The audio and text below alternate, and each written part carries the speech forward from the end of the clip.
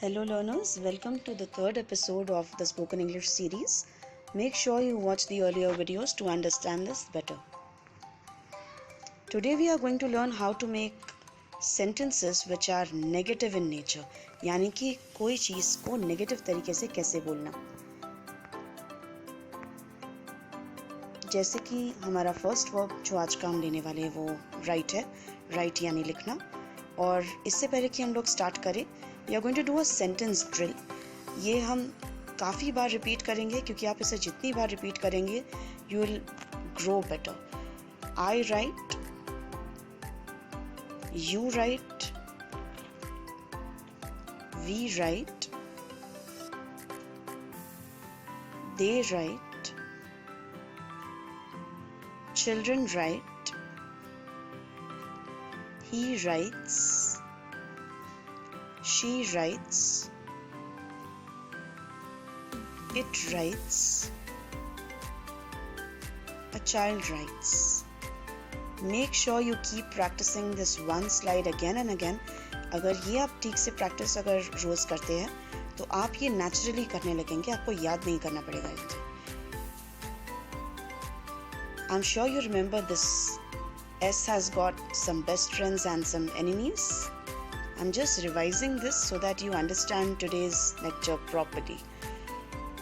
जैसे कि मैंने बताया था, he, it या फिर कोई भी एक इंसान या चीज़, she, इन सब के साथ S ज़रूरी है. इन सब के आगे अगर एक वर्ब यानी क्रियापद लगता है तो इसके आगे एक S ज़रूर लगेगा. और कुछ मामलों में तो ES, IES भी लगेगा, पर उसके बारे में आपको अभी बिल्कुल भी नहीं सोचना. दे, आई, यू, वी या कुछ भी जो बहुवचन में हो उसके पीछे S कभी नहीं लगेगा. उसके बाद जो क्रियापद आएंगे इन शब्दों के बाद वो हमेशा अकेले ही होंगे बिना S, IES या ES के. Please remember this. Do or does. These are two words which will be useful to us for making negative sentences. ना बोलने के लिए ये दोनों शब्द आज हम यूज करने वाले हैं.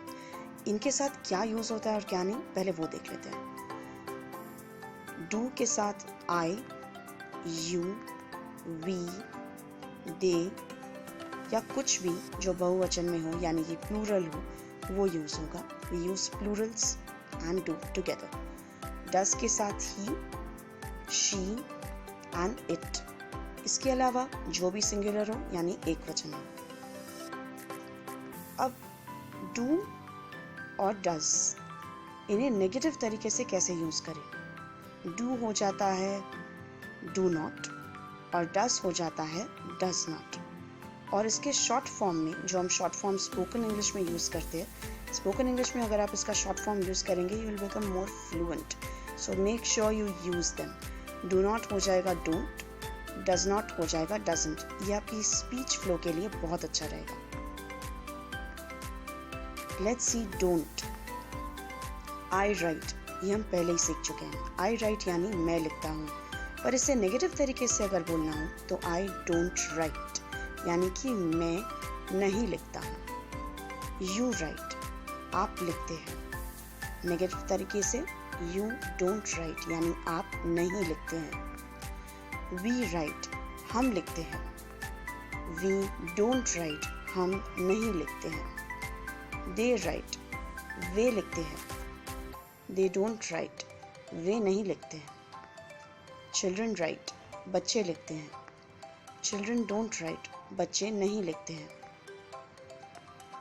Now doesn't. Remember, doesn't is only with he, she, it and anything that's singular. He writes. अब यहाँ एक बहुत इंटरेस्टिंग चीज़ है जो आपको याद रखनी है. He writes बिल्कुल ठीक है, लेकिन he doesn't write. ये यहाँ पर हमने write लिखा है ना कि writes, क्योंकि does में पहले ही एक s आ चुका है.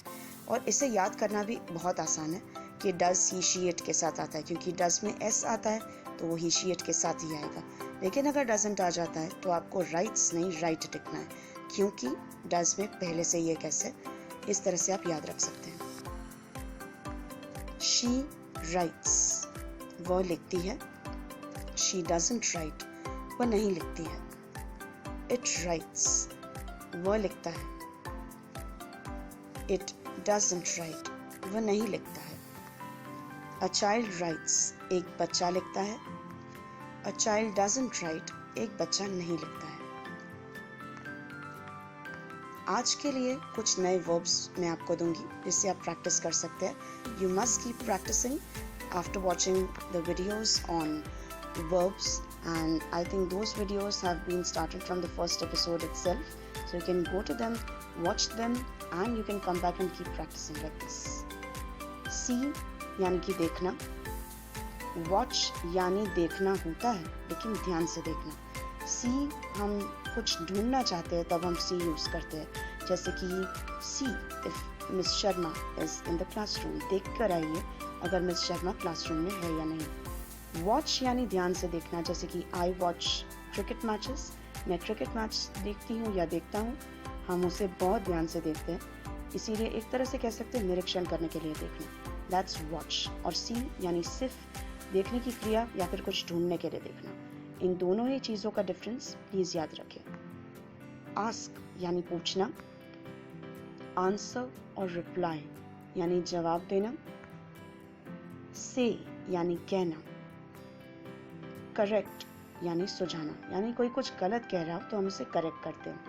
अब अगर से की बात करें तो से भी कुछ टॉक और स्पीक से मिलता जुलता लगेगा आपको. स्पीक यानी सिर्फ बोलने की क्रिया और से यानी कुछ कहना, कुछ बताना, कुछ इन्फॉर्मेशन देना.